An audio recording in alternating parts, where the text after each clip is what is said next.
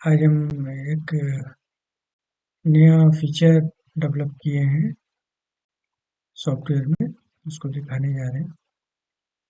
जैसे कि सॉफ्टवेयर है, इसमें एनालिसिस में import bank statement, bank posting from suspense to account, ये दो मेन्यू ऐड हुए हैं। तो इसका क्या काम है हम बताते हैं आपको। हमारे पास एक पीडीएफ फाइल है, ये इसको हम दिखाते हैं यहाँ पे। ये पीडीएफ जो है, ये पूरा डेटा है यहाँ पे, ये रिकॉर्ड है। अब इस रिकॉर्ड को हम कैसे अपने सॉफ्टवेयर में इंपोर्ट करेंगे, उसको दिखा रहे हैं आपको। इसको मिनिमाइज कर देते हैं और आते हैं हम एनालिसिस के import bank statement. Import bank statement में आते हैं, देना है किस बैंक का अकाउंट है। ठीक है, मान लीजिए हम ICICI बैंक में, उसके बाद से हमको ट्रांसफर करना है सस्पेंस अकाउंट में, सारा का सारा एंट्री। यहाँ पे बैंक हम सेलेक्ट कर लेंगे कौन सा बैंक है, अपलोड करेंगे, अपलोड स्टेटमेंट। अपलोड स्टेटमेंट जब जाएंगे अपलोड करने के लिए, तो देखिए यहाँ पे ये स्टेटमेंट है, इसको क्लिक करेंगे, ये सारा स्टेटमेंट में पूरा टेक्स्ट आ जाएगा। डेबिट है कितना, क्रेडिट है, वो सारा कुछ विथ नरेशन आएगा। ठीक है? यहाँ पे नरेशन के साथ आ जाएगा कि क्या है, क्या नरेशन है और किस डेट का है, नरेशन क्या है, कितना डेबिट है कितना क्रेडिट है, बैंक का अकाउंट कोड हो गया। यहाँ पे हम सारा का सारा कैशबुक में ट्रांसफर कर रहे हैं। अभी ये टेम्परेरी फाइल बन के जाएगी, टेम्परेरी फाइल में जाएगी, उसमें हम इसको सेव कर देंगे।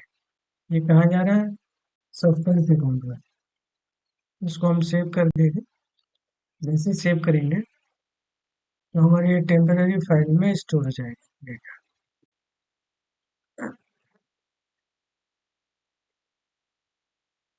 ठीक है, ये रिकॉर्ड सेव होगा टेम्परेरी फाइल में।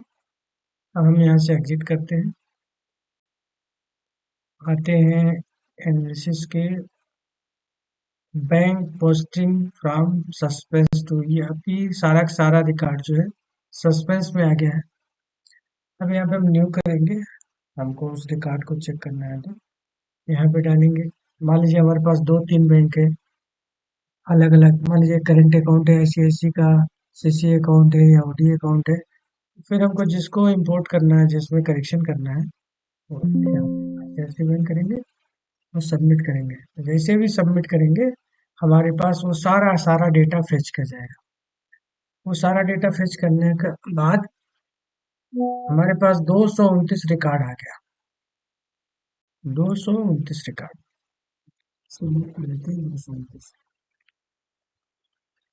सपोज करिए कि हमको इसमें से 10 ही रिकॉर्ड पता है कि क्या है, किसको गया है ट्रांसफर।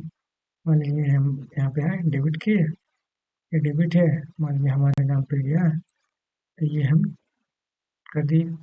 यहाँ पे ऑप्शन है, ये कैशबुक करना चाहे कैशबुक में ट्रांसफर करना चाहे कैशबुक, जनरल बुक में करना चाहे तो जनरल बुक में कर लें। अभी तो आया सारा सारा कैशबुक। सपोज कीजिए कि ये पैसा किसी कस्टमर का आया है, मान लीजिए हम ABC कोई कस्टमर का नाम लिख दे रहे हैं।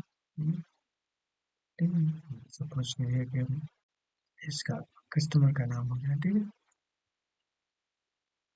ये हो गया।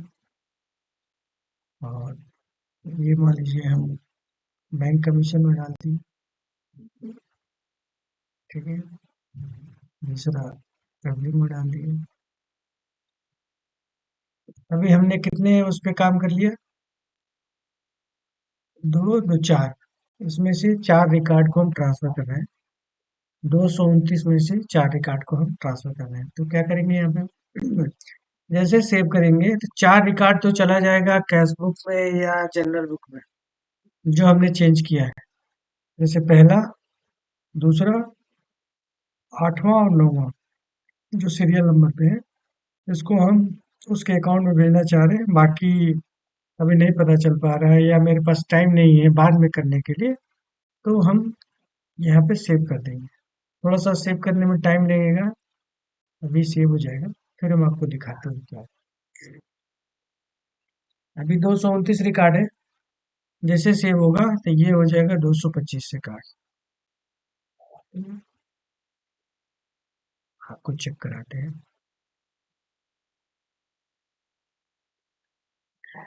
जैसे सेव होता है, ये हो गया। अब हमको चेक करना है कि वो उसमें से वो रिकॉर्ड हटा कि नहीं हटा। हम यहाँ पे सबमिट करेंगे तो देखेंगे हमारे पास ये है ना 225 रिकॉर्ड आ गया नीचे। टोटल रिकॉर्ड है यहाँ पे 225 रिकॉर्ड आ गया, और जिसको जिसको हमने हटाया था वो हट गया वहां से। अब हम चेक करते हैं कि हमारे अकाउंट में गया कि नहीं गया। यहाँ से आते हैं, 1 तारीख का, 1/2 आ गया यहाँ पे। 1 तारीख का जनरल बुक में देखते हैं, ट्रांसफर किया था हमने, ये आ गया जनरल बुक में हमारे नाम से था। ये चीजें आ जा रही हैं, आप इसको सेव कर देंगे।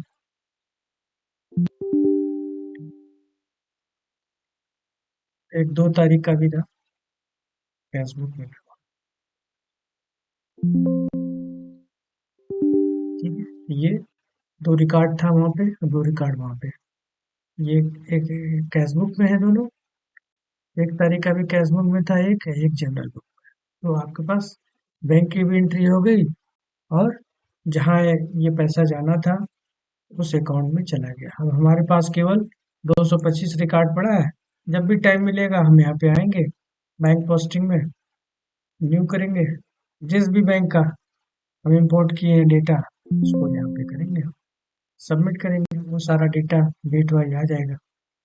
हमको अगर पता है कि किसका किसका पैसा है तो ट्रांसफर कर देंगे। मान लीजिए सपोज कीजिए ये कैश का पैसा है, डायरेक्ट यूपीआई हुआ, तो फिर हम यहाँ पे कैश अकाउंट भी डाल सकते हैं। ठीक है, तो ये जैसे जैसे ये सारा सारा बैंक में डेबिट हो जाएगा। दिखाते हैं आपको,